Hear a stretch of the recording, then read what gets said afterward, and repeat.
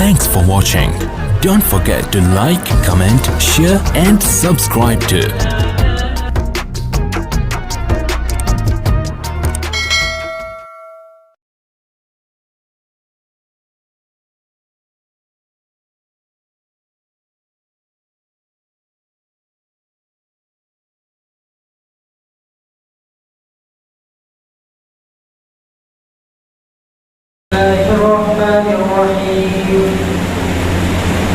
الحمد لله رب العالمين والصلاة والسلام على سيد الأنبياء والمرسلين محمد وعلى آله وأصحابه أجمعين أما بعد فإن أصدق الحديث كتاب الله وأحسن الهدي هدي محمد صلى الله عليه وسلم وخير الأمور عواتمها وشر الأمور محدثاتها وكل محدثة بدعة وكل بدعة ضلالة وكل ضلالة في النار.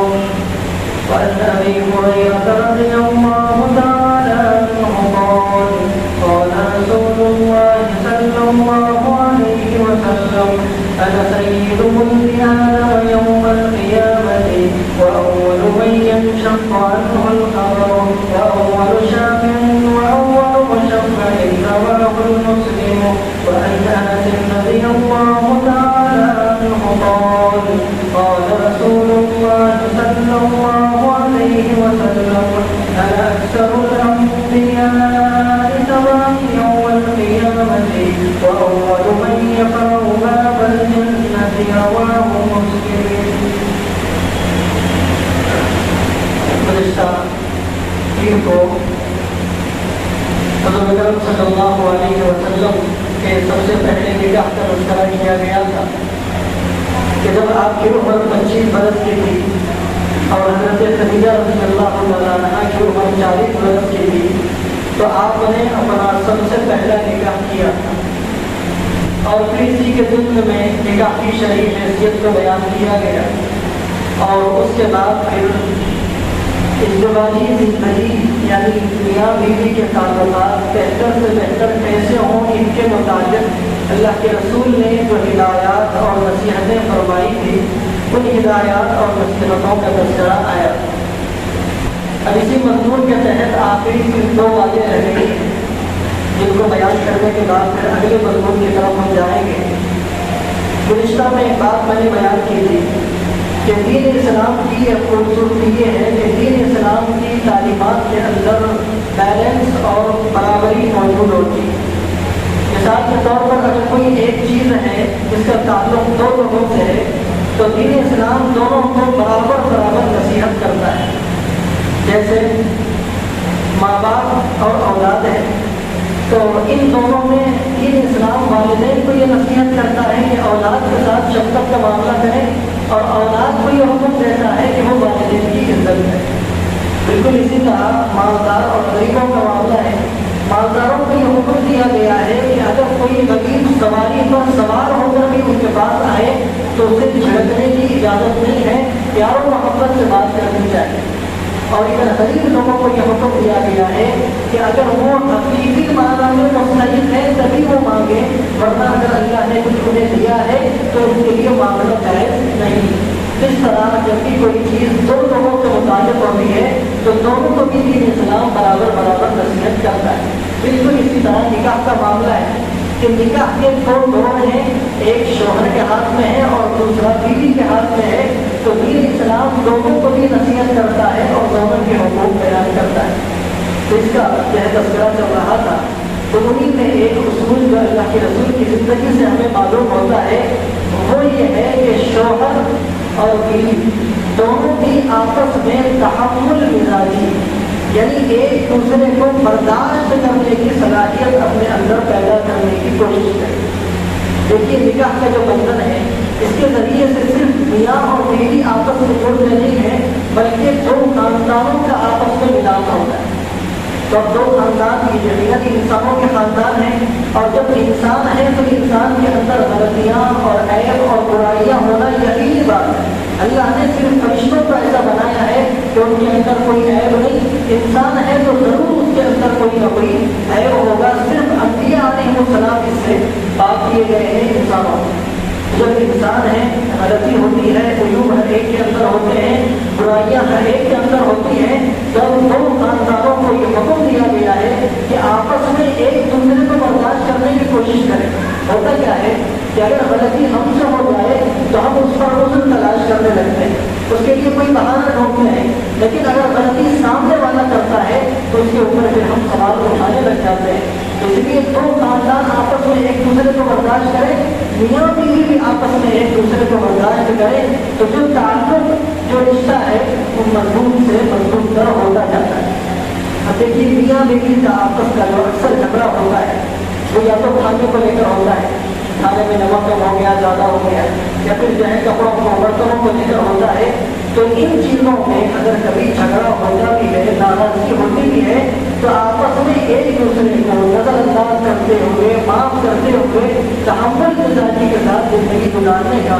یہ اسلام نے حکم دیا ہے لیکن ہوتا کیا ہے تھوڑا اگر کھانے میں نمک زیادہ ہو گیا تو ایسا جو ہے مرد کو غصہ آ جاتا ہے جیسے اس کی جائیداد لوٹ گئی ہو یا پھر کبھی مزاج کے خلاف اگر کھانا تیار ہو گیا تو آدمی ایسے دسترخوان سے اٹھ کر چلا جاتا ہے کہ جس کی وجہ سے پھر بیوی کو بھی ناراضگی ہوتی ہے ایسے موقع پر آدمی اگر برداشت سے کام لے تو معاملہ جو ہے درست رہتا ہے حضرت اورنگزیب عالم کے رحمۃ اللہ علیہ ان کا ایک بڑا دلچسپ واقعہ ہے ایک دفعہ انہوں نے اعلان کیا کہ شاہی باورچی انہیں چاہیے تھا یعنی بادشاہ کا کھانا تیار کرنے کے لیے ایک باورچی کی ضرورت تھی انہوں نے اعلان نکالا تو ایک آدمی تھا جو اچھا جو ہے کوکنگ کر لیتا تھا تو اس نے سوچا کہ شاہی باورچی بننے کا مجھے اعزاز مل رہا ہے باورچی خانے میں بہت ساری نعمتیں ہوں گی خود بھی کھاؤں گا اور بادشاہ کو بھی کھلاؤں گا یہ سوچ کر اس نے وہ نوکری قبول کر لی اور آیا اور آ کر جو ہے باورچی ان کا بن کر بیٹھ گیا اب حضرت کا عالم کیا تھا حضرت تو تقوی والے تھے اور جو ہے تہذیب گزار تھے اور جو ہے کمائی کے مطابق بڑی احتیاط کرتے تھے تو حضرت کا معمول یہ تھا کہ آپ ٹوپیاں سیتے تھے اور قرآن کریم اپنے ہاتھ سے لکھا کرتے تھے اس سے جو کمائی ہوتی تھی اسی پر اپنا گزارا کرتے تھے شاہی خزانے سے کچھ نہیں لیتے اب یہ باورچی تو یہ سوچ کر آیا تھا کہ میں جاؤں گا تو بہت کھانا ملے گا لیکن یہاں جب اس نے آ کر دیکھا تو حضرت کا عالم یہ تھا کہ ان کے پاس ایک ماپ تھا باورچی خانے میں رکھا ہوا تو اصول یہ تھا کہ وہ دو ماپ ہر وقت کھچڑی تیار ہوتی صرف کھچڑی اس کے علاوہ کچھ نہیں دو ماپ کھچڑی تیار ہوتی تھی ایک ماپ حضرت کے پاس خود کھانے کے لیے آتا تھا اور دوسرا ماپ آپ کی بیوی کے پاس کھانے کے لیے چلا جاتا تھا اب یہ باورچی کے درمیان میں کچھ نہیں ملتا تو اب یہ آ کر یہ پریشان ہو گیا پریشان ہونے کے بعد اس نے سوچا کہ اب میں یہاں سے بھاگ کے چلا جاؤں گا لیکن بادشاہ کے سامنے آ کر اسے بول تو نہیں سکتے کہ میں جانا چاہتا ہوں ڈر بھی تھا تو اس نے ایک ترکیب یہ نکالی کہ دوسرے دن جب اس نے کھچڑی تیار کی تو اس نے اتنا زیادہ نمک ڈال دیا اتنا زیادہ ڈال دیا کہ وہ کھا نہیں سکتے اور وہ لا کر حضرت کے سامنے رکھ دیا تو حضرت نے وہ آرام سے وہ کھچڑی کھا لی اس کو کچھ نہیں کہا تو وہ سمجھا کہ شاید حضرت کو زیادہ نمک کھانے کی عادت ہے تو یہ سوچ کر دوسرے دن جب اس نے کھچڑی تیار کی تو اس نے بالکل نمک ہی نہیں ڈالا بغیر نمک کی کھچڑی تیار کر دی اور لا کر حضرت کے سامنے رکھ دی حضرت نے وہ بھی کھا لیا کچھ نہیں کہا لیکن اس کے ارادے کو حضرت سمجھ گئے ارادے کو سمجھنے کے بعد تیسرے دن جب وہ آیا تو اس سے حضرت نے کہا کہ آج 2 ماہ نہیں 3 ماہ کھچڑی تیار کرو تو 3 ماہ اس نے تیار کر دی ایک حضرت نے کھا لی ایک حضرت کے گھر میں چلی گئی تیسری جو تھی اس نے پوچھا کہ حضرت اس کا کیا کرنا ہے تو حضرت نے کہا کہ ہمارے 9 رتن ہیں یعنی 9 وزیر ہیں تو یہ جو ایک ماں کھچڑی ہے تمام وزیروں کو تھوڑی تھوڑی تھوڑی تھوڑی ہدیہ دے دو تو وہ باورچی تھوڑی تھوڑی تھوڑی تمام 9 رتنوں کے پاس لے کر گیا اور انہیں ہدیتاً پیش کیا تو اب بڑے لوگوں کا یہ مزاج ہوتا ہے کہ جب ان کے پاس کوئی ہدیہ پیش کرتا ہے تو وہ ریٹرن میں بھی ہدیہ دیتے ہیں اب یہ کھچڑی ہے تو سادی لیکن کھچڑی ہے جس کی بادشاہ کی تو اس لحاظ سے اس کی قیمت تو بڑھ گئی تو جب یہ کھچڑی وزیر کے سامنے پیش کی جاتی تو وہ ریٹرن میں بہت سارے ہیرے جواہرات رقم پیسے جو ہے ہدیے میں دے دیتے تو اس طرح 9 رتنوں کے پاس سے بہت ساری جائیداد اور جو ہے بہت سارے ہیرے جواہرات جمع ہو گئے لا کر ایک ڈھیر اس نے بادشاہ کے سامنے رکھ دیا حضرت کے سامنے رکھ دیا تو حضرت نے کہا کہ کیوں گئے آئے؟ تو اس نے کہا کہ ہاں دے دیا۔ جواب میں کیا ملا؟ تو اس نے جو ہے کہ سارے جو ہے جواہرات اور مال و دولت بتایا۔ اس کے بعد حضرت نے کہا کیا یہ سارا کا سارا مال و دولت تمہارے لیے کافی ہے؟ تو اس نے کہا کہ حضرت کافی کا کافی سے بھی بہت زیادہ ہے، میں بھی کھاؤں گا، میری آنے والی 7 نسلیں کھائیں گی۔ تو اس کے بعد حضرت نے کہا کہ آئندہ سے کھچڑی میں نمک برابر ڈالنا، نہ نمک کم کرنا نہ زیادہ کرنا، نمک کھچڑی میں برابر ڈالتے رہنا۔ تو اس واقعے سے ہمیں سبق کیا ملتا ہے اس کو میں بتاتا ہوں۔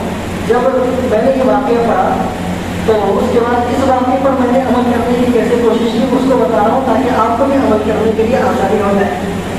صبح ناشتے کے بعد چائے پینے کی میرے کو عادت ہے۔ اب چائے میں ہوتا کیسا، کبھی شکر تو بہت زیادہ ہو جاتی ہے اور کبھی خود کم ہو جاتی ہے، یعنی ڈالنا بھول جاتی ہے۔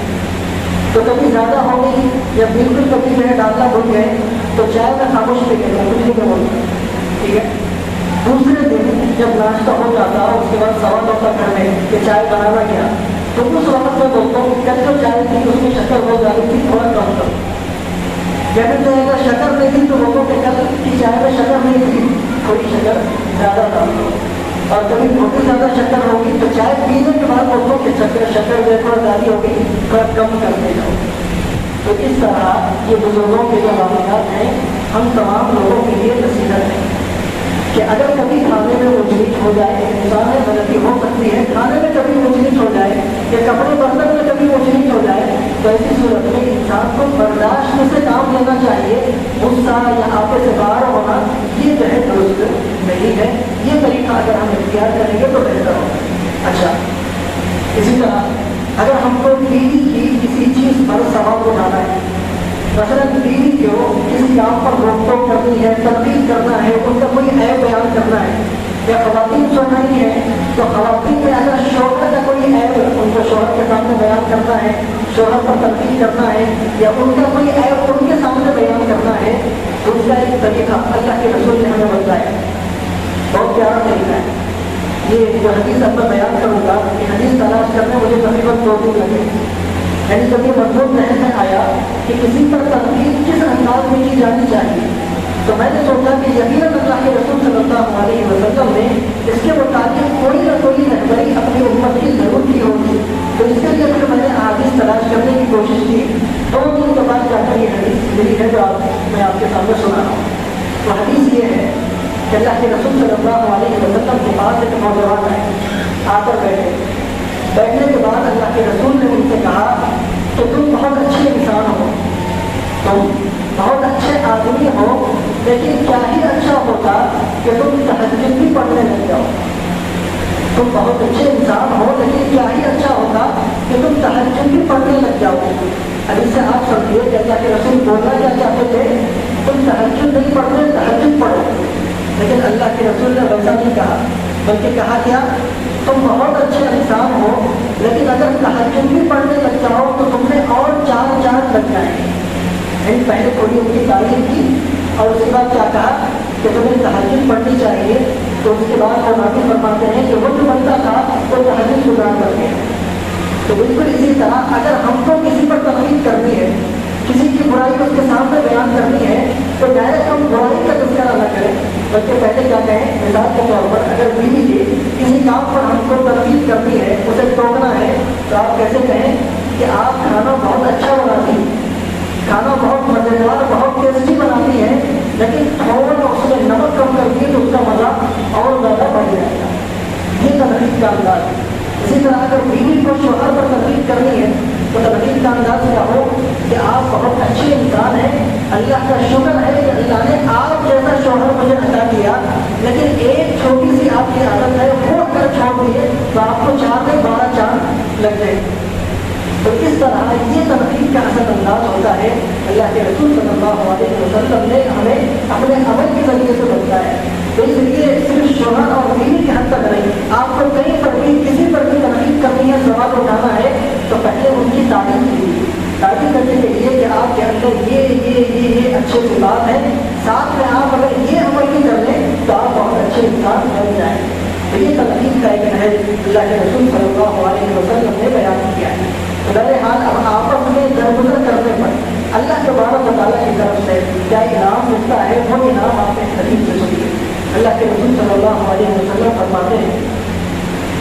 قیامت کے دن ایک بندہ اللہ تبارک و تعالیٰ کے سامنے لایا جائے گا اور اللہ تبارک و تعالیٰ کہیں گے کہ اس کو جنت میں لے کر چلے جاؤ. اب فرشتے اسے جنت کی طرف لے جا رہے ہوں گے تو وہ بندہ جنت میں جانے کے لیے تیار نہیں ہوگا. تو فرشتے کہیں گے کہ جنت میں تجھے لے جا رہے, جہنم میں نہیں لے جا رہے, جانے کے لیے کیوں تیار نہیں ہوگا؟ تو وہ بندہ کہے گا کہ مجھے پتا ہے دنیا میں نے بہت گناہ کیے ہیں, میرا پورا نامہ اعمال گناہوں سے بھرا ہوا ہے اور مجھے یقین ہے کہ مجھے جنت نہیں مل سکتی, جہنم میرا ٹھکانا ہوگا. شاید اللہ سے غلطی ہوتی ہوگی, یعنی کنفیوژن میں اللہ تبارک و تعالیٰ نے میرے لیے جنت کا فیصلہ کر لیا ہوگا, وہ یہ کہے گا.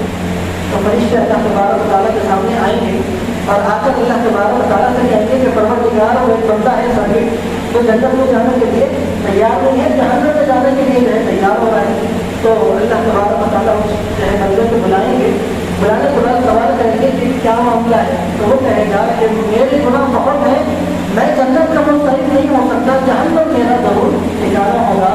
تو اللہ تبارک و تعالیٰ کہیں گے کہ اے بندے, تجھے یہ تو یاد رہا کہ تو کتنا گنہگار تھا, لیکن یہ تجھے یہ یاد نہیں رہا کہ میں کتنا گناہوں کو معاف کرنے والا ہوں. یہ کہتے ہوئے اللہ تبارک و تعالیٰ کہیں گے کہ میں نے تیرے تمام گناہوں کو معاف کر دیا. اس کی وجہ کیا ہے؟ وجہ آگے اللہ تبارک و تعالیٰ بیان کریں گے کہ دنیا میں ایک دفعہ تمہاری بیوی نے ایک غلطی کی, بہت بڑی غلطی کی, لیکن اس غلطی پر تم کو غصہ تو آیا تھا, بہت غصہ آیا تھا اور تم چاہتے تو بدلا بھی لے سکتے تھے, لیکن اس وقت تمہارے دل میں یہ خیال آیا کہ یہ بیچاری کمزور بدن ہے, اللہ کی بندی ہے, اور اگر میں اس سے بدلا لوں گا تو نہ پتہ اس پر ظلم ہو جائے گا, میں دل بڑا کرتے ہوئے اس کو معاف کر دیتا ہوں. تو تمہاری اس معافی کی وجہ سے آج میں نے تمہارے تمام گناہوں کو معاف کر دیا. اللہ کے رسول نے فرمایا کہ رحمت من دکھاؤ یرحمکم فی السماء, تم زمین والوں پر رحم کرو, آسمان والا تم پر رحم کرے.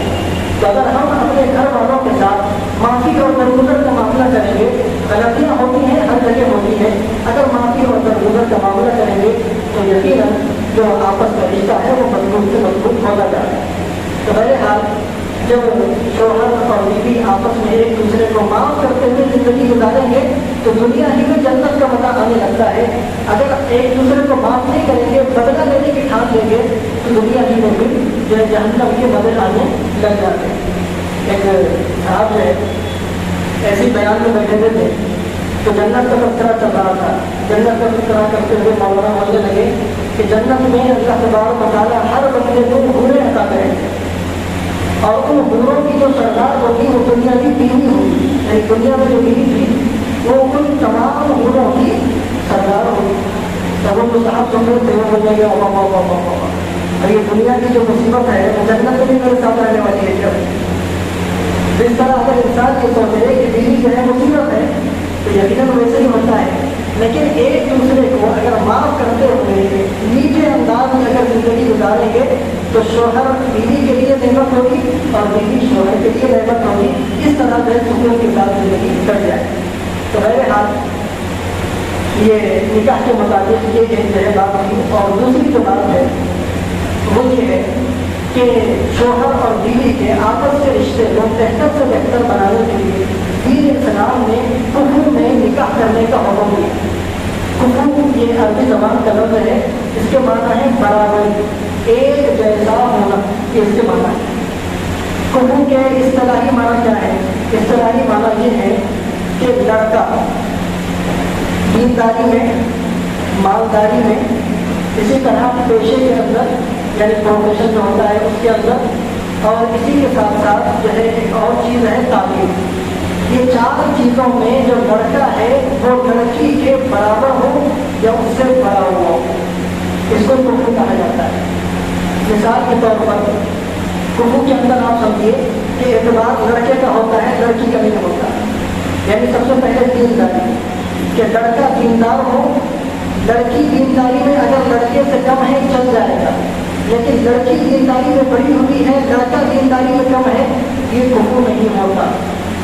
اسی طرح مالداری, کہ اگر لڑکی جو ہے شوہر سے مالداری میں کم ہے چل جائے گا, لڑکی اگر غریب ہے چل جائے گا, لیکن لڑکی اگر مالدار ہے اور لڑکا غریب ہے تو یہ کفر نہیں ہوتا. دین اسلام نے اس طرح شادی کرنے سے منع کیا ہے. اسی کے ساتھ پیشہ کہ شوہر کا جو پیشہ ہے وہ کم درجے کا ہے, لڑکی کے خاندان کا جو پیشہ ہے وہ اونچے درجے کا ہے, تو ایسی صورت میں یہ بھی کفر نہیں ہوتا. لڑکی اگر سے کم پیشے والی ہو اور لڑکا اگر اونچے پیشے اختیار کیا ہوا ہے تو یہ چل جائے گا. اسی طرح تعلیم, لڑکا اگر 10ویں پاس ہے اور لڑکی گریجویشن کی ہوئی ہے تو اس میں کفر نہیں ہوتا. ہاں, لڑکی اگر 10ویں پاس ہے, لڑکا اگر گریجویشن کیا ہوا ہے تو یہ چل جائے گا. تو کفر کے اندر دین اسلام نے مرد کا لڑکے کا اعتبار کیا ہے, لڑکی کا اعتبار نہیں کیا ہے. اور آج کل یہ کفر کے اندر شادی نہیں ہونے کی وجہ سے یہ جو آپس کے رشتے ہیں یہ صحیح طرح سے بنتے بھی نہیں. یہ کفر یعنی برابری جو ہے اس کے متعلق پیر ذوالفقار حضرت نقشبندی رحمۃ اللہ علیہ نے ایک مثال سے اس کو بہت اچھی طرح سمجھایا ہے. اس مثال سے آپ سمجھیے کہ دیکھیے ہمارے معاشرے کے اندر بعض خاندان ایسے ہوتے ہیں, بعض گھرانے ایسے ہوتے ہیں کہ جہاں پر اگر چائے کی پیالی کی غلطی سے ٹوٹ جائے تو اس پر ڈھنگانا اور بوال کھڑا ہو جاتا ہے. اور بعض گھرانے ایسے ہوتے ہیں کہ جہاں پر قیمتی سے قیمتی چیز بھی اگر وہ ٹوٹ جائے, اس کا نقصان ہو جائے تو لوگ ایک دوسرے کو کچھ بھی نہیں کہتے, معافی اور رحمت کا معاملہ کرتے ہیں. یہ کہتے ہیں کہ وہ غلطی سے ہو گئے, جانے کو چھوڑو, کوئی بات نہیں. تو اس طرح گھرانوں کا فرق ہوتا ہے.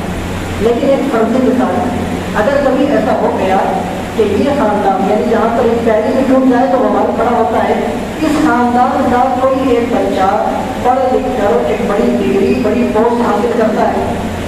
اب اس بچے کے لیے لڑکی ڈھونڈنا ہے تو اس کے گھر والے اپنے لیول کے گھرانوں میں لڑکی نہیں ڈھونڈتے بلکہ اونچے گھرانوں میں لڑکی تلاش کرتے ہیں. یعنی ان گھرانوں میں تلاش کرتے ہیں جہاں پر بڑے سے بڑا نقصان بھی ہو جائے تو لوگ کچھ بھی نہیں کہتے. اب جو ہے وہ جو لڑکی والے ہوتے ہیں وہ یہ سوچتے ہیں کہ یہ لڑکا پڑھا لکھا ہے, لڑکا قابل ہے, چاہے گھرانہ ان پڑھ جائے گا کوئی بات نہیں, لڑکا پڑھا ہے, ہم جو ہے لڑکی دے دیں گے. لڑکی دے دی. اب یہ لڑکی یعنی اونچے گھرانے کی جو لڑکی ہے وہ آتی ہے اس گھرانے میں. اب اس کو عادت ہوتی ہے کہ بڑا سے بڑا نقصان بھی ہو جائے تو یہاں پر بوال نہیں ہوتا تھا, اس کو عادت پڑی ہوئی ہے. لیکن اب یہاں آنے کے بعد ایک چائے کی کپ بھی ہاتھ سے ٹوٹ جائے, گر جائے, تب سار صبح وغیرہ جو یعنی سسرالی رشتے دار ہوتے ہیں وہ بوال کھڑا کر دیتے ہیں. تو اس کی وجہ سے ہوتا کیا ہے, لڑکا اور لڑکی یہ تو آپس میں محبت کے ساتھ رہتے ہیں, لیکن مسئلہ ہوتا ہے سسرال والوں کا. یعنی ان لوگوں کو جو ہے سوال بڑے ہونے کا موقع مل جاتا ہے. تو اس وجہ سے پھر آپس میں لڑکے اور لڑکی کا آپس کا جو رشتہ ہے وہ جو ہے منحرف ہو جاتا ہے, اس میں کڑواہٹ پیدا ہو جاتی ہے. اور اکثر یہ دیکھنے میں آتا ہے کہ جب بھی کفروں کے علاوہ جہاں پر بھی شادی ہوتی ہے تو لڑکا لڑکی اگرچہ آپس میں خوش رہتے ہیں لیکن ساس اور جو ہے اس کے علاوہ بہو ان دونوں کے آپس میں بالکل بھی کہیں ترقی نہیں ہوتی. ایک مولانا سے کسی نے سوال کیا کہ وہ صاحب یہ ساس بہو اس طرح کے جھگڑے سنتے رہتے ہیں, آخر یہ جھگڑے ختم نہ ہونے والے ہیں. تو وہ جواب دیے جس دن اسرائیل اور فلسطین کی جنگ ختم ہوتی ہے اس دن جھگڑے بھی ختم ہوتی ہے. یعنی قیامت سے قریب جب یہ جنگ ختم ہو جائے گی تو اس وقت یہ جنگیں ختم ہو جائیں گی. تو اس طرح مستقل یہ جگہ لڑائی وغیرہ جو ہے چلتی رہتی ہے. تو میرے ہاتھ جتنا ہو سکتا ہے اپنے لڑکے اور لڑکیوں کا جو نکاح کیا جاتا ہے وہ قانون کے اندر کرنا چاہیے اور اس کا اعتبار کرنا چاہیے. تو یہ دو باتیں اس مضمون کے تحت ہیں. اب آئیے اگلے مضمون کی طرف. آپ دیکھیے کہ درس حدیث کا ہم نے جہاں سے آغاز کیا تھا تو وہ تھا اللہ کے رسول کی پیدائش سے پہلے. وہاں سے چلتے ہوئے ہم آئے اللہ کے رسول کی شادی پر, یعنی 25 سال کی عمر میں. اب 25 سال کی عمر میں جب آپ کی شادی ہو گئی تو 25 سال کی عمر سے لے کر 32 سال کی عمر تک لگاتار اللہ کے رسول اپنے کاروبار میں مصروف رہے. ملک شام اور ملک یمن جایا کرتے تھے, وہاں سے مال و دولت حاصل کرتے تھے اور اپنا گزر بسر کیا کرتے تھے. 32 سال کی عمر تک آپ کا یہی معمول چلتا ہے.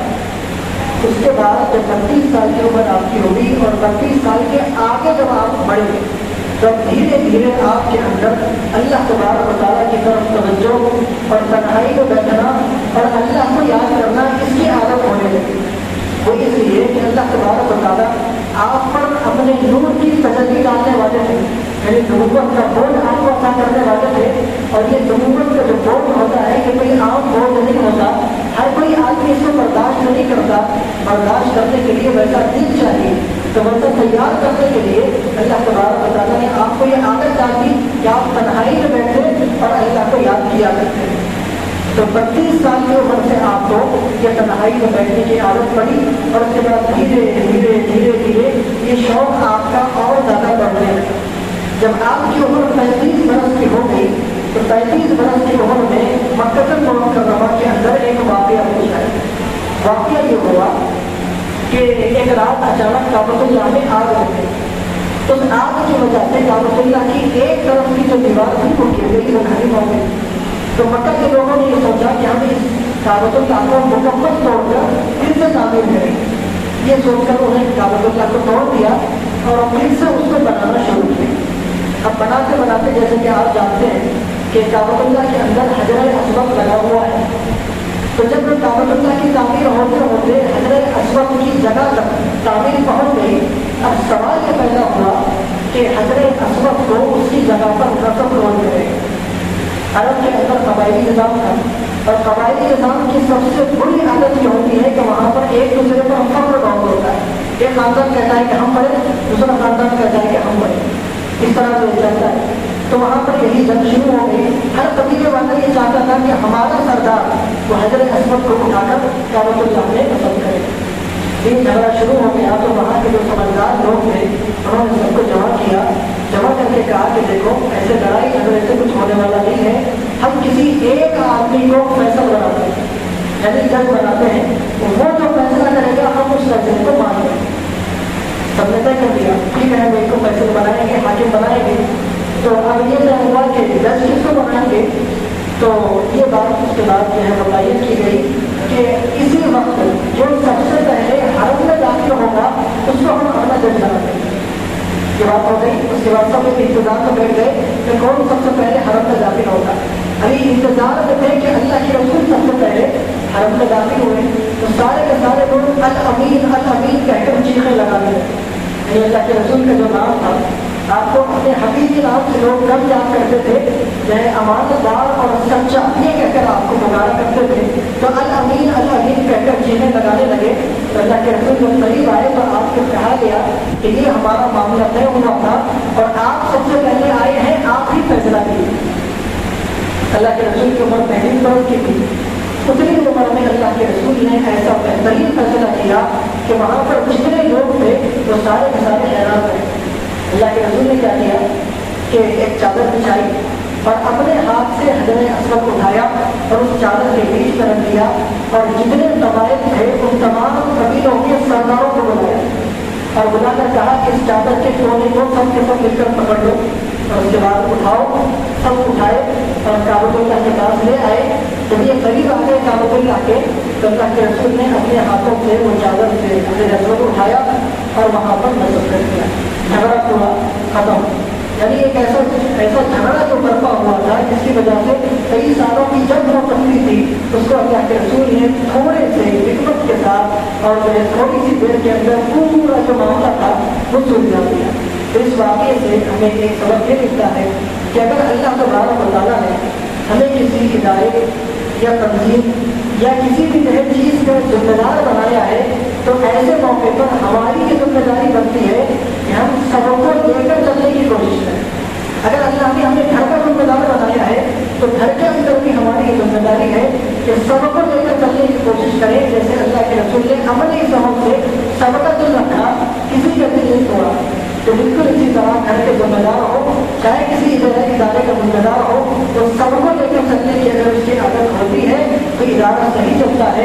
अगर आदमी अपने फैसले मनवाने लगे और अपनी हमदर्दी करने लगे तो न वो इदारा चलता है, न वो तंजीम चलती है और न ही वो घर चलता है। उस घर के अंदर बर्बादी आ जाती है। तो घर के जिम्मेदार के अंदर ऐसी सिफत हो कि वो तमाम लोगों को लेकर चलने की कोशिश करें। तो ये 35 साल की उम्र में ये वाक़या पेश आया। उसके बाद अब अल्लाह के रसूल की उम्र आगे बढ़ने लगी।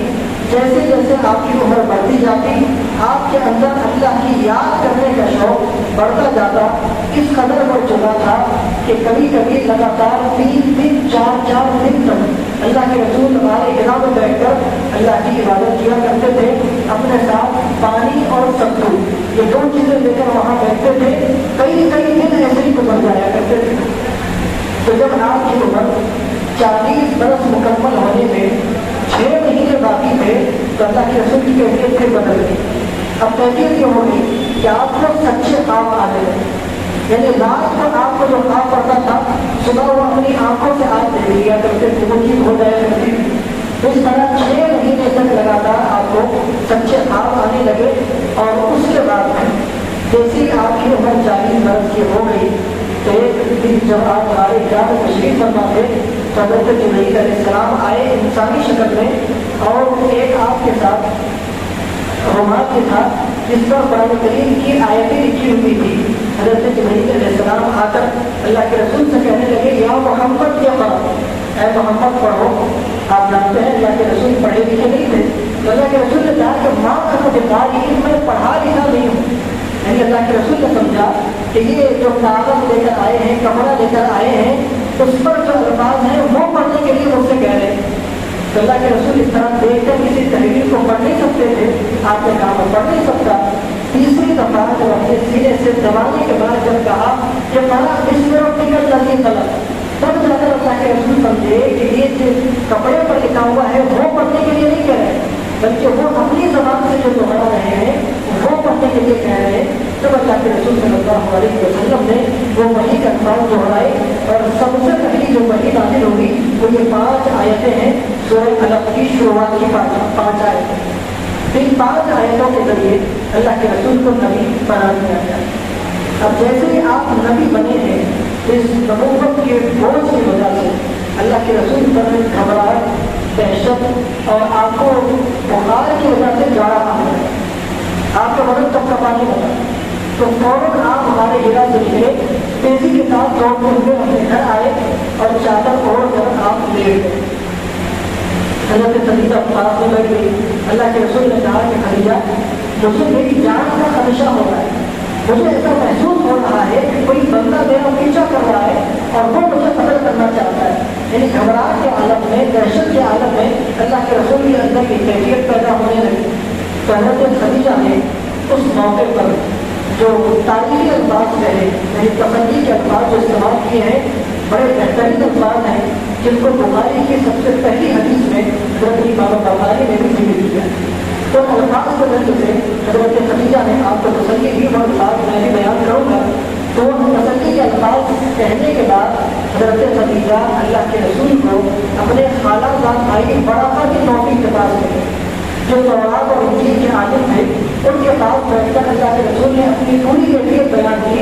तो बराका की नौकरी ने उस वक्त आपसे कहा कि आप घबराइए मत, ये जो फरिश्ता आपके पास आया है ये वही फरिश्ता है कि मूसा अलैहिस्सलाम के पास आया करता था और अल्लाह ने आपको वो मनसब अता किया जो मनसब न इससे पहले किसी को दिया गया था और उसके बाद किसी को दिया जाए। आप बताइए। इस तरह बराका की नौकरी में भी तसल्ली के अल्फाज कहे। अब आइए हज़रत खदीजा ने जो तसल्ली के अल्फाज कहे वो अल्फाज से कहे। हज़रत खदीजा ने कहा, ला युज़िका अल्लाहु अबदा इन्नका लतसिलुर रहीम व तहमिलुल कल्ब व तक्सिबुल माल व तक़रीस सईद व तुईनु अला नवाइबिल हक़। अल्लाह के रसूल आप घबराइए मत, यकीनन अल्लाह तबारक व तआला आपको कभी भी रुसवा नहीं करेगा, इसलिए कि आप जो सिला नहीं करते हैं, आप वतहमील कल्ब आप मजदूरों का बोझ उठाते हैं, वतक़सीमुल मादूम जो बेरोजगार है उसके रोजगार का आप इंतजाम करते हैं, वतक़रीस ज़ईफ़ आप मेहमान नवाजी करते हैं, वतुईनु अला नवाइबिल हक़ और जब कभी कुदरती आफात आ जाए तो उन कुदरती आफात में आप दूसरों की मदद करते हैं। और जो बंदा मखलूक पर इस कदर मेहरबान होता है खालिक उसको कभी भी रुसवा नहीं करता। ये हज़रत खदीजा के तसल्ली भरे अल्फाज हैं।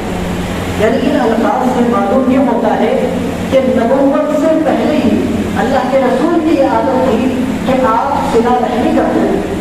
यानी अगर कोई रिश्तेदार आप पर जुल्म करता, आपको सताता, आपको तकलीफ देता, आप उसके साथ रिश्ता नहीं तोड़ते थे बल्कि बेहतर रिश्ता बनाने की कोशिश करते थे।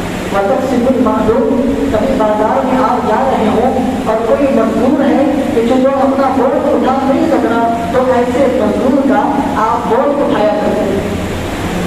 वतक़सीमुल मादूम, इसी तरह से कोई बेरोजगार आदमी है तो उसके रोजगार का अल्लाह के रसूल इंतजाम किया करते थे।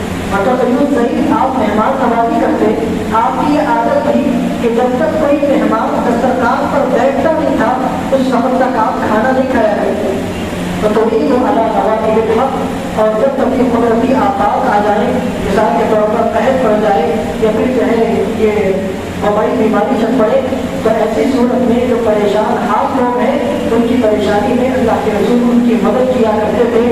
ये जो सिफात अल्लाह के रसूल के अंदर है, ये सिफात आपके नबूवत से पहले भी थे और नबूवत के बाद तो इस सिफात के अंदर और ज़्यादा जो है बढ़ोतरी होगी चली गई। बचपन से अल्लाह के रसूल की आदत थी। अबू तालिब ने आपके 12 साल की उम्र में आपके ऊपर एक शेर कहा था कि जिसका तर्जुमा ये है कि आप यतीमों की मदद करते हैं और बेवाओं का आप सहारा देते हैं। आपकी 12 साल की उम्र है और उसमें आपकी आदत है कि आप यतीमों की मदद करते थे और बेवाओं का सहारा बनते थे। यानी बचपन ही से अल्लाह के रसूल के अंदर ऐसी सिफात मौजूद थी और यही सिफात एक हकीकी इंसान के अंदर होनी चाहिए। यानी हकीकी इंसान की सिफात ये है कि जब हकीकी इंसान किसी गरीब को देखता है, किसी यतीम को, किसी बेवा को देखता है तो उसका दिल नरम हो जाता है और उनकी मदद करने के लिए आगे बढ़ता है। हकीकी इंसान की सिफत ये है कि जब वो इंसान किसी मुसीबत ज़दा परेशान हाल को देखता है तो उसका दिल नरम होता है और उसकी परेशानी दूर करने के लिए वो आगे बढ़ता है। लेकिन अगर किसी इंसान के अंदर ये सिफात न हो, गरीब को देखे लेकिन उसका दिल सख्त है, उसकी वजह से उसका दिल नरम नहीं होता, तो ये जो है किसी इंसान की सिफात नहीं बल्कि एक हैवान की सिफात होती है। यानी ये कोई इंसान नुमा हैवान होता है कि जो शक्ल के एतबार से इंसान होता है लेकिन अंदरूनी एतबार से वो हैवान होता है। जैसे एक हैवान के अंदर ये सिफत होती है, वो ये सोचता है कि सिर्फ मेरा पेट भर जाए काफ़ी है, गली के दूसरे कुत्तों का पेट भरे या न भरे मुझे उससे कोई लेना देना नहीं है। उसको सिर्फ पेट भर जाए और खाने के सोने के लिए एक जगह मिल जाए, यही एक जानवर के लिए काफ़ी होता है। तो यही सिफत अगर इंसान के अंदर आ जाए, इंसान ये सोचे कि मेरा अपना काम बन जाए, दूसरी पूरी दुनिया भाड़ में जाए, तो ये इंसान की सिफत नहीं है बल्कि जानवरों की सिफत है। और ये जो सिफात है इसका जो ताल्लुक होता है ये तरबियत से होता है। अब ये बिल्कुल आपके मजमून है, बड़ा अहम मजमून है, आप तवज्जो रखिए कि मजमून बयान करते मैं बात नहीं करता। देखिए यहाँ आप तालीम और तरबियत इन दोनों को फर्क समझिए। एक है तालीम और दूसरी है तरबियत। तालीम और तरबियत को आप एक मोटी मिसाल से समझिए, बड़ी आसानी के साथ आप समझ में आएगी। एक दीवार कोई बिस्तरी तामीर करता है, दीवार जो है तामीर होकर खड़ी हो जाती है, उसके बाद फिर आदमी जो मिस्त्री होता है उस दीवार पर गिलावा चढ़ाता है। अब यहाँ अगर आप गौर करें तो दीवार जब तक कच्ची होती है यानी ताज़ा होती है, उस वक्त तक अगर उस पर गिलावा चढ़ा दिया जाए तो गिलावा मजबूती के साथ चढ़ता है। लेकिन अगर दीवार पुरानी हो जाए, पोशीदा हो जाए और उसके बाद उस पर गिलावा मारने की हम कोशिश करें तो गिलावे के अंदर मजबूती नहीं आती, यानी गिलावे के अंदर पकड़ नहीं आती, वो गिलावा झाड़ने लगता है। ये मिस्र के हजरात अच्छी तरह से समझ सकते हैं। बिल्कुल इसी तरह जो दीवार है वो हमारी औलाद है, हमारे बच्चे हैं, हमारे घर के अफराद हैं, और ये जो गिलावा है ये उनकी तालीम है। बात क्या समझ गई कि अगर हमारी औलाद बचपन की उम्र में है और हम उसको तालीम की जरूरत से अगर आरास्ता कर देते हैं तो ये तालीम उनके दिल और दिमाग को बैठ जाती है। लेकिन अगर वो हमारी औलाद बड़ी हो जाए, बड़ी होने के बाद अगर हम उनकी तालीम की फिक्र करेंगे तो वो तालीम का उन पर असर नहीं होगा, वो तालीम के अंदर मुख्तलिफ नहीं होगी। इसलिए बच्चों को हम जो तालीम दें वो बचपन की उम्र से देने की कोशिश करें। ये एक बात हम थोड़ा और आगे बढ़ी। गिलावों को चढ़ाया जाता है, ठीक है, तो मिस्त्री के जो तरीका मिस्त्री का ये होता है कि वो दीवार पर पहले मटेरियल किस तरह मारते हैं, हाथी से पूरा मटेरियल जो है दीवार पर मार देते हैं। उसके बाद फिर एक रंदा होता है, रंदा बोलते हैं पता नहीं क्या होते हैं, उसके जरिए से दीवार पर इस तरह से उसको साफ करते हैं। यानी जो मार दीवार पर मार दिया गया है उसको जो है लकड़ी के जो है औजार से इस तरह साफ किया जाता है तो वो गिलावा जो होता है वो पूरा बराबर हो जाता है। अब ये जो लकड़ी का रंदा है ये है तरबियत। اور یہ جو مار کر جو ہے علاوہ چھوڑ دیا گیا ہے یہ ہے تعلیم۔ اس طرح اس کی اور وضاحت کیسے کہ اگر کوئی مستری سے دیوار پر مار دے اور اس پر اس طرح رنگے سے اس کی صفائی نہ کرے، دیوار کو ویسے ہی چھوڑ دے، تو اس سے دیوار کے اندر خوبصورتی پیدا نہیں ہوگی۔ یہ دیوار دیکھیے بالکل صاف چکنی نظر آ گئی، اگر ایسے ہی کھردری رہ جائے اس کے اندر خوبصورتی پیدا نہیں ہوگی۔ بالکل اسی طرح اگر انسان کے اندر صرف علم آ جائے، تربیت نہ ہو، تو یہ چیز خود انسان کو بھی نقصان دیتی ہے اور ساتھ میں دوسرے معاشرے کو بھی نقصان دیتی ہے۔ وہ کیسے کہ اگر دیوار پر آپ صرف مار کے چھوڑ دیں اور کوئی آدمی اس پر آ کر ریت لگائے تو پیٹھ پر چبھن محسوس ہوتی ہے، یعنی اس کے جو ریت کے نظام ہوتے ہیں اس سے پیٹھ میں تکلیف ہوتی ہے۔ بالکل اسی طرح کسی آدمی کے اندر صرف علم ہے، تربیت نہیں ہے، تو خود اس کو بھی نقصان ہوتا ہے اور اس طرح دوسرے لوگوں کو بھی اس سے نقصان ہوتا ہے۔ لیکن اگر کوئی آدمی ایسا ہے کہ جس کے اندر علم بھی ہے اور اس کے بعد پھر اس کے اندر تربیت بھی ہے، تو اس سے خود اس کو بھی فائدہ ہوتا ہے اور اس کے بعد اس کے علاوہ جو معاشرہ ہوتا ہے اس معاشرے کو بھی اس سے فائدہ ہوتا ہے۔ 5-6 دن پہلے حضرت علی رضی اللہ عنہ کی کتاب میں پڑھ رہا تھا، اس کتاب کے اندر انہوں نے ایک بہت پیارا جملہ ارشاد فرمایا۔ وہ جملہ یہ فرمایا کہ فرد کے لیے تیار مت کرو، فرد کو معاشرے کے لیے تیار کرو۔ بڑا پیارا جملہ انہوں نے کہا، اگر اس کی وضاحت کرنے ہم جائیں گے تقریباً 2 مہینے لگیں گے، صرف 3 اگر کریں گے 2 مہینے لگیں گے۔ کیا فرمایا؟ فرد کے لیے تیار مت کرو، فرد کو معاشرے کے لیے تیار کرو۔ مثال کے طور پر اگر آپ اپنے بچے کو صرف تعلیم دے دیں، تربیت نہ دیں، تو ایسی صورت میں آپ نے اپنے بچے کو صرف اسی کے لیے تیار کیا۔ لیکن اگر آپ اپنے بچے کو تعلیم کے ساتھ ساتھ تربیت بھی دیں تو گویا آپ نے اپنے بچے کو معاشرے کے لیے تیار کیا۔ آج ہوتا کیا ہے میں بتاؤں آپ کو کہ ہمارا بچہ چھوٹا ہوتا ہے، جب اسکول جاتا ہے، اسکول میں جانے کے بعد استاد کا سب سے پہلا سوال کیا ہوتا ہے؟ ہوم ورک کیا یا نہیں کیا؟ سب سے پہلا سوال۔ اس کے بعد دوسرا سوال کیا ہوتا ہے کہ جو ہے چلو کتاب پڑھو اور جو ہے سائنس پڑھنا ہے، جغرافیہ پڑھنا ہے، تاریخ پڑھنا ہے، ریاضی پڑھنا ہے۔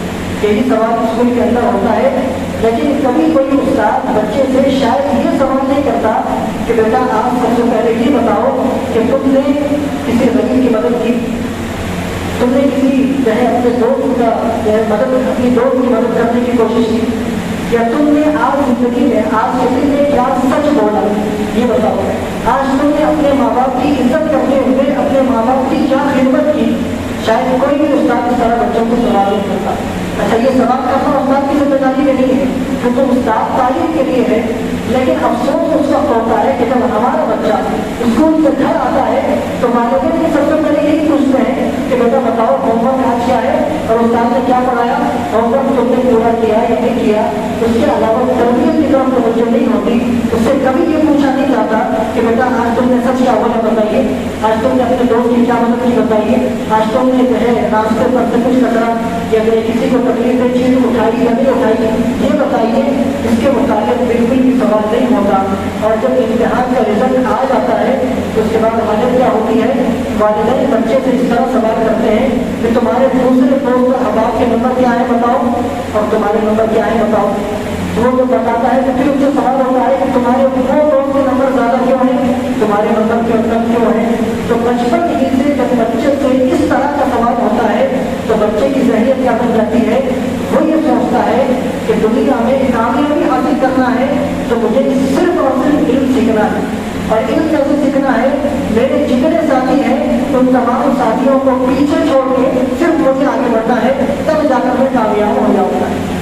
یہ بچے کی ذہنیت ہوتی ہے، اور اسی ذہنیت کو خود غرضی کہا جاتا ہے، اسی ذہنیت کو سیلفش کہا جاتا ہے، یعنی بچے کے اندر خود غرضی پیدا ہو جاتی ہے اور صرف تعلیم جو بندہ حاصل کرتا ہے۔ مثال کے طور پر اگر کوئی بندہ ڈاکٹر بن رہا ہے، وہ تعلیم حاصل کرتے کرتے اس کی ذہنیت یہ بن گئی کہ سب کو پیچھے چھوڑنا ہے، مجھے آگے بڑھنا ہے، تو آگے بڑھ جاتا ہے، ڈاکٹر بن جاتا ہے۔ اس کے بعد اس کی حالت یہ ہوتی ہے کہ میں کیسے لوگوں کے پاس سے پیسہ جمع کروں اور اپنی زندگی کو بہتر سے بہتر بنا سکوں، دنیا باہر میں جائے مجھے اس سے کوئی لینا دینا نہیں ہے۔ वो अपना घर अच्छा बनाने की कोशिश करेगा, अपना जो है अपनी गाड़ी अच्छी लेने की कोशिश करेगा, अपनी लाइफ स्टाइल की उसे फिक्र होगी। पड़ोस में अगर कोई गरीब है तो उसकी तरफ तवज्जो नहीं देगा, ये खुदगर्जी का नतीजा होता है। लेकिन वहीं अगर आप बचपन ही से बच्चे की तरबियत की फिक्र करें और तरबियत की फिक्र करें इस अंदाज में कि आप अपनी औलाद को माशरे के लिए तैयार करें, यानी तालीम के साथ साथ तरबियत का भी उसका नजर करें, तो होता यह है कि बच्चा अगर डॉक्टर बन जाए या फिर बिजनेसमैन बन जाए, कुछ भी बन जाए, तो वो ये सोचता है कि मुझे अपनी जिंदगी तो बेहतर बनानी ही है, लेकिन साथ में मेरा ये फरीदा है कि मेरे अतराफ जितने लोग रहते हैं उनको भी मैं अपने हुनर से फायदा पहुँचा सकूँ। तो जब किसी एक डॉक्टर की हैसियत ये बन जाती है, किसी कारोबारी बिजनेसमैन की हैसियत ये बन जाती है कि दुनिया में सिर्फ मेरा ही जीना बेहतर से बेहतर बनाना ये कोई कमाल नहीं, मुझे दूसरों की भी फिक्र करनी है, ये जब बनती है तो उसके अंदर फिर अच्छे हालात पैदा होते हैं और वो दूसरों को फायदा पहुंचाने की कोशिश करता है। तो इसलिए अपनी औलाद के मुताबिक ये ज़ाब्ता हम अपने ज़हन में रखें कि अपनी औलाद को सिर्फ अपनी औलाद के लिए तैयार नहीं करना है, बल्कि अपनी औलाद को पूरे माशरे के लिए हमें तैयार करना है। और इसके लिए यानी औलाद की अगर तरबियत करना है तो आप अपने बच्चों को बिठाएं सामने और 5 घंटे की तकलीफ अगर करेंगे बच्चा एक लफ्ज़ में नहीं सीखेगा। क्यों? इसलिए कि बच्चों की आदत बंदर की तरह होती है। यानी स्कूल के हिसाब में दूसरी किताब में कहानी हमने पढ़ी थी। कहानी क्या पढ़ी थी? एक साहब जो है टोपियों का कारोबार करते थे और टोपियाँ लेकर जा रहे थे, दरख्त के नीचे जो है वो आराम करने के लिए बैठे, टोपियों का गट्ठा एक तरफ रख दिया और ये सो गए। बंदर आए, सारी टोपियाँ लेकर ऊपर चले गए। अब इनके समझ में नहीं आ रहा था कि टोपियाँ वापस ऐसे लें, तो इन्होंने अपनी टोपी निकाली, नीचे फेंक दी, तो बंदर सबके सब अपनी टोपी निकालकर सबने जो नीचे फेंक दी, उन्होंने टोपियाँ जमा दी, चल गए।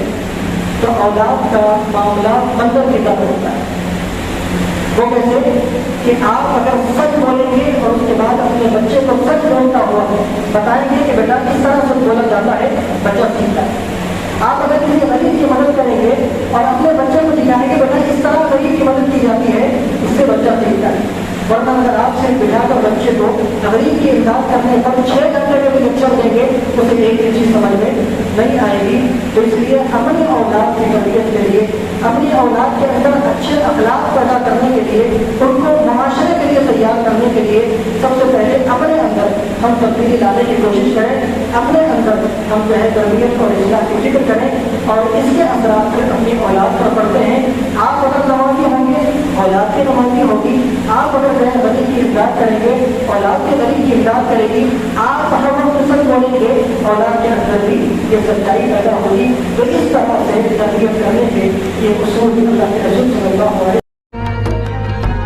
Thanks for watching. Don't forget to like, comment, share and subscribe to